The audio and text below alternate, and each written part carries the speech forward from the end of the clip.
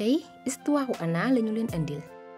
Anna dafa nekkoon jigéen bu réservé ku timidoon ba muy nekk étudiante nag ci la daje woon ak borom këram Jean ñoom ñaar ñu daal di bëggante woon lool gannaaw nag ba ñu amee seen doom bu jigéen Jean dafa daal di décider ngir dem États-Unis ngir am foofu liggéey bàyyi woon Anna ak it doomam bu jigéen. Anna nag moom dafa obligé woon ngir dëkk ak benn rakku jëkkëram Louis ndax dañ ko hébergé woon en attendant muy ut liggéey ngir am fu mu dëkk. ci commencement bi nag Louis moom nekkoon na góor bu serviable maanaam ku doon toppatoo lool Anna ak it doomu Anna. maa ngi dem sama chambre ci kanam Louis. d'accord da nga bëgg mbëgg ngeen la ba si biir nekk mën nañu waxtaan foofu de boo bëggee. non merci dama soxla sama bopp Louis ci kanam incha allah. ah d'accord baax na jëlal sa temps mais boo bëggee ko la wétali bu hésité de. waaye nag jamono li dem lañuy wax góor dañuy am xelu saay-saay nag. Anna dem ba xam ne Louis bi dafay bëgg di ko jege waaye it di wër ay occasion ngir nekk ak moom. ci noonu nag comportement bi doon na ko gêné lool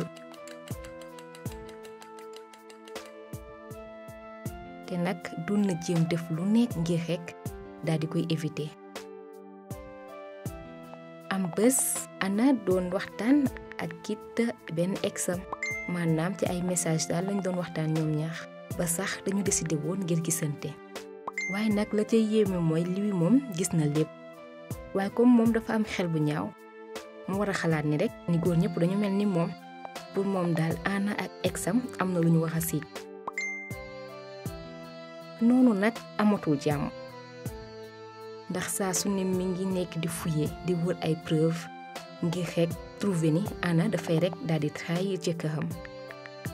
ci noonu nag mu dem ba gis ay message Anna ak ex petit ami boobu ci la décidé nag ngir def ko chantage xamal ko ni bu nanguwul moom li mu bëgg lépp dina ko révéler Jean.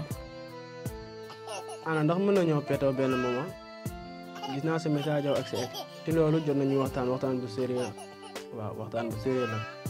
mais Saz mais yow lan nga bëgg wax ni.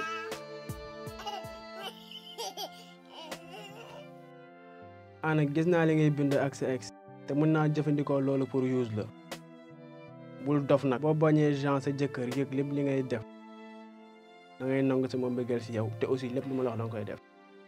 waa yow mi nit nga wala rab nga lu la dal bu ma déggee bu baax daal mooy ay caaxaan moo la tax a jóg waaye daloo si de boo bëggee ko santaas dangay dem sa àll ba nga wuti ko fa. lenn laa bëgg nga xam ko dinaa def lépp li ma mën pour am li ma bëgg boo juumee ba defuloo ko nag dinaa ko wax sa jëkkër. man tamit naa la wax ngay dégg ubbil sa noppi yooyu bu baax sax te nga déglu ma duma nangu mukk nga may ñàkkal fayda sama néegu sëy nag moo ma gënal lépp lu ma mën a am te say menaces yooyu yeboo nga téye ko pour yow.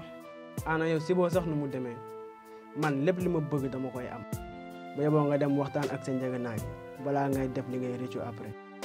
ah maa ngi jéegoon la lii mais li ngay wax nii duma ko def te duma ko mës a def man maay choisir sama bonheur ak sama bésu jëkkër ak lu mu mënti jar nag. Anna nag ndeysaan affaire bi jaaxal ko lool mu daal di nekkoon ci situation bu metti te xamul sax naka lay def. ah man la waaru naa bis ni ki tey mais lii moom ana yan preuve rek la war a am ba tax na mu may tegal proposition yu mel nii teg si lu mu wax du lu tuuti de génn man la waaru naa trop sax. ah boo moytul tamit ay pexeem la lal rek pour am ma waaye de na dalal xelam te xam ne duma ko nangul mukk ñu ñàkk lu fayda loolu ak ñaawaaya mu doy. ndax nag bëggul woon perdre confiance bi nga xam ni jëkkëram am na ko ci moom te it bëggul woon forcer boppam ci li nga xamante ni rakku jëkkëram moom la bëgg.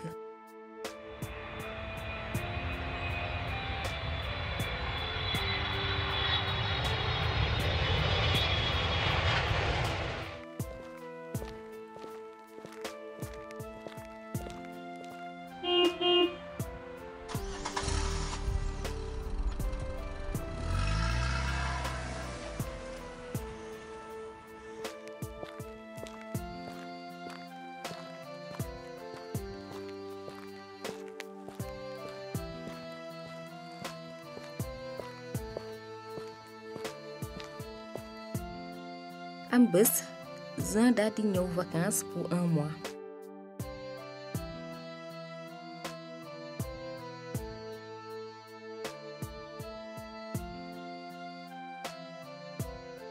Anna nag amoon na mbégte lool ngir gisante waat ak jëkkëram waaye nag nekkoon ci situation bu difficile ndax it xamul naka lay def ngir wax jëkkëram situation bi nga xamante ni mi ngi ko nekkee ak beau-frère am ndax bëgg woon benn yoon gâché temps bi nga xamante ni am nañ ko ensemble maanaam bëgg woon daal ay coow ci seen diggante ñoom. na nga def Louis ba yaa ngi ci jàmm. waaw grand frère waaw maa ngi ci jàmm bu baax kay gis naa Anna jigéen ju baax la c'est que dëgg la góor gu am chance nga nag ndax ku am ko mel ni Anna doo wax dara. dëgg bu wér nga wax Anna sama jabar la te dama ko bëgg rëccu ma nag mukk li ma ko doon takkee mais sax yow temps yi di lan ngay yëngatu. ah grand frère man de maa ngi nii rek comme d'habitude ma yëngatu ma ci dara kay di kontaan ci ñëw bi nga fi ñëw. mais nag bëggu woon ki nga xam ne mooy Louis daal di koy jiitu ci noppi jëkkëram ngir rek yàq seen gisee ñoom ñaar. ci noonu nag Louis moom leneen moo nekkoon ci xel mi moom daal nee na dina fexe rek ba gagner confiance Jean ba lu mu ko wax rek Jean daal di koy gëm. ci noonu mu commencé nag di toppatoo kër gi ci set gi ci ni mu waxee. oh Louis maa ngi gis yaa ngi nettoyé kër gi te loolu maa ngi koy rafetlu bu baax vraiment gis naa ni ngay toppatoo kër gi ak famille. waaw merci grand frère xam naa xaaral woon lu mel nii ci man des fois nag damay xaw a koo yaa ma gën a xam mais lépp li may def rek damay bëgg mu jaar yoon moo tax ma ne xaaral may jàppale si nettoyage. en tout cas rafetlu naa ko trop te yaakaaruma ko woon ci yow.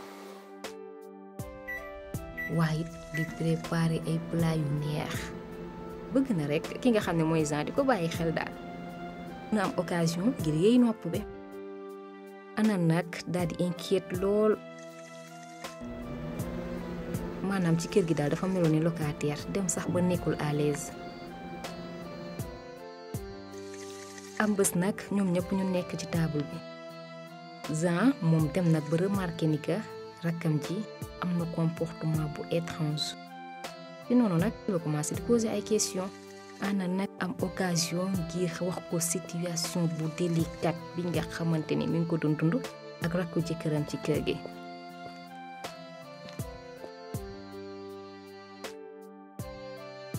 mais Anna yow la ma xew temps yi maa ngi lay xool mais da nga mel ni ko am ay problème.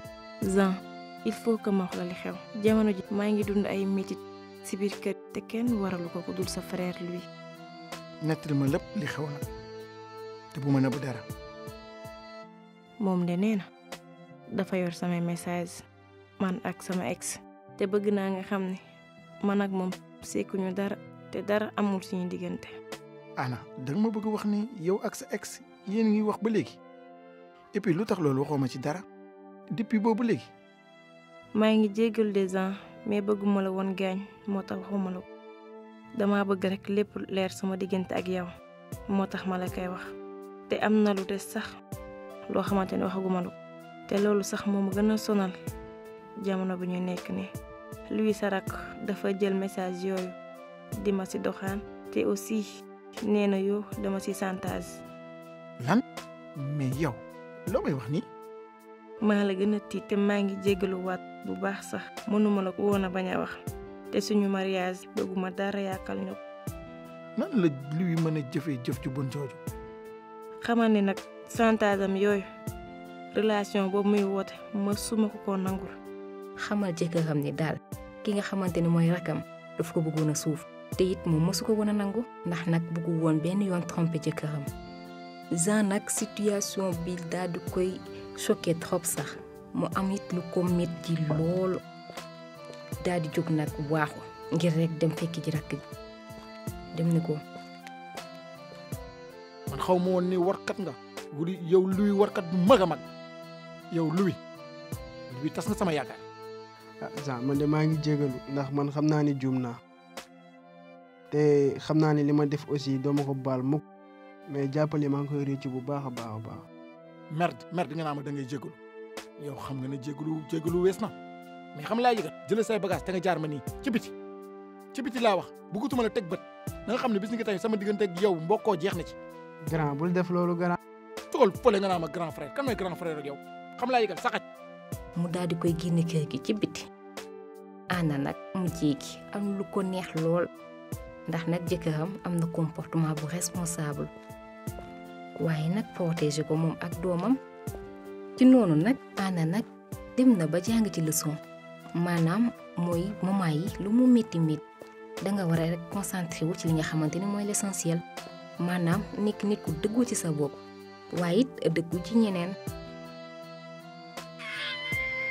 te nag waxe na ngir rek daal di affronter ku défi boo xamante ni dafay daal di nekk ci kanamam waaye nag ak confiance ak it sagesse.